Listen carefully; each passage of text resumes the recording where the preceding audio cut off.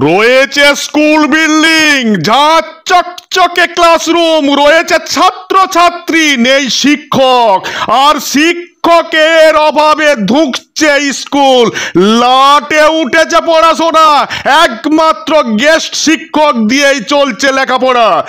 এমনই ঘটনা বাঁকুড়া জেলার শ্যামনগর বিদ্যাসাগর জুনিয়র হাই স্কুলের।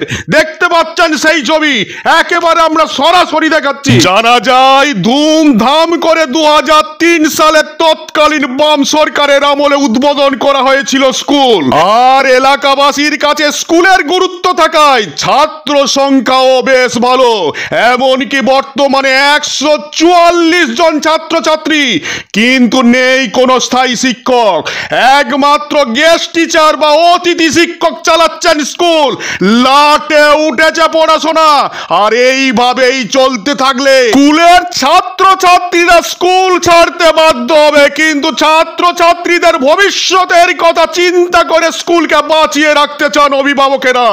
তাদের দাবি দ্রুত শিক্ষক নিয়োগ হোক। বর্তমানে শিক্ষা ব্যবস্থা অন্তিম পর্যায়ে পৌঁছে গেছে, ক্রমশ ভেঙে যাচ্ছে প্রতিটি বাবা মায়ের স্বপ্ন। বিশেষ করে কৃষক, শ্রমিক, খেটে খাওয়া, দিন আনে দিন খায় মেহনতি মধ্যবিত্ত সম্প্রদায়ের প্রতিটি বাবা মায়ের আপনারা দেখতে পাচ্ছেন একেবারে সরাসরি লাইভ।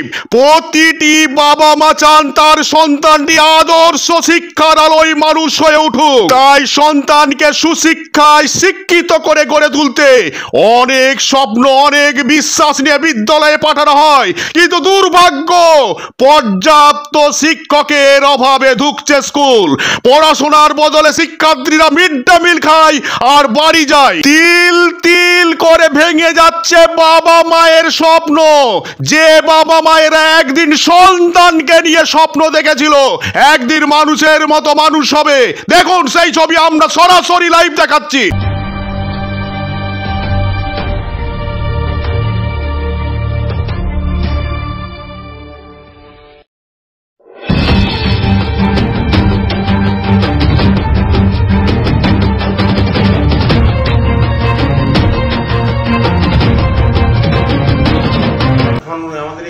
শিক্ষক নেই, আমি একজন গেস্ট টিচার হিসাবে আছি। আপনি গেস্ট টিচার? আমি গেস্ট টিচার।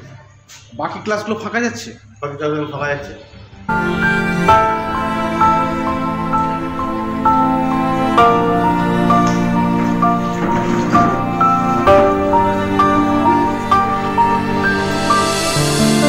তোমাদের স্কুলে কোনো শিক্ষক নেই?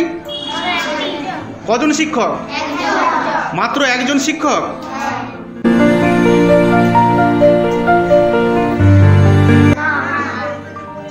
হ্যাঁ, তোমাদের বাড়ি থেকে বই আনো আর টিফিন মিড ডে মিল খাও আর বাড়ি যাও? হ্যাঁ, তাহলে ক্লাস হয় না?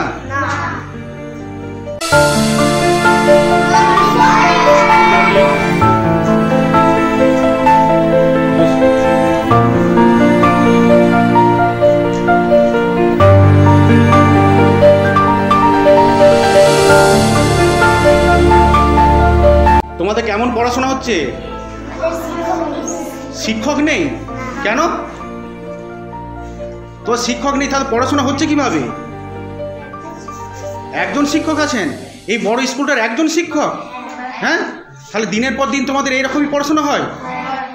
পড়াশোনা কেমন হচ্ছে? কেন?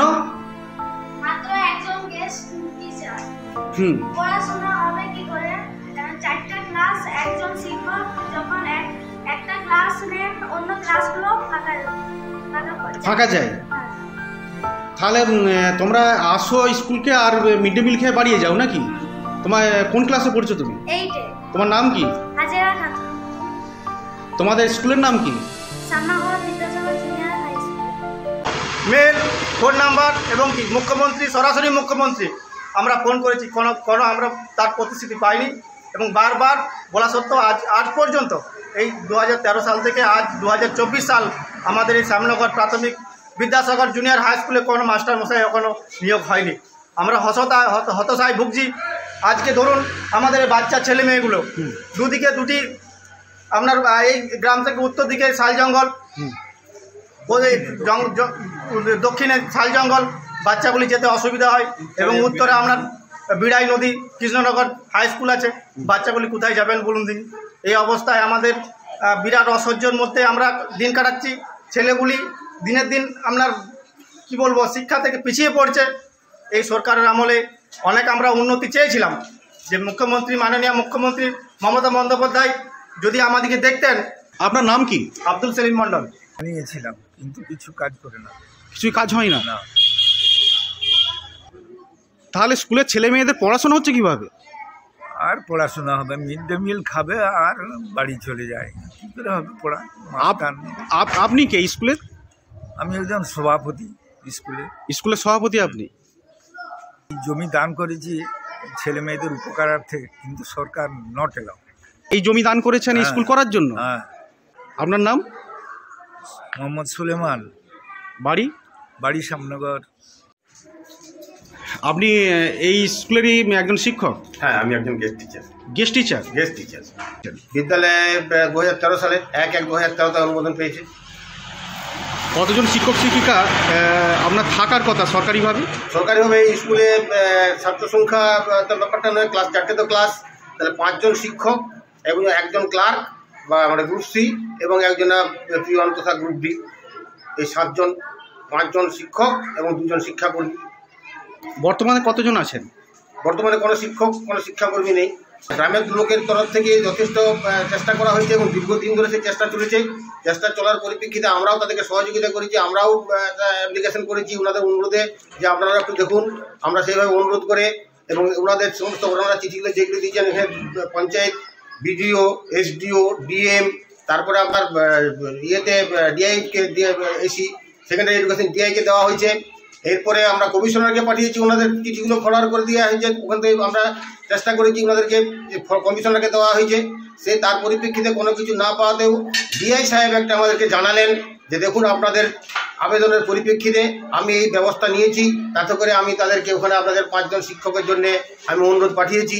সেটা আপনার 23 সালের ঠিক তারিখটা বলতে পারছি না, তবে 5-এর মাসে এরকম হবে।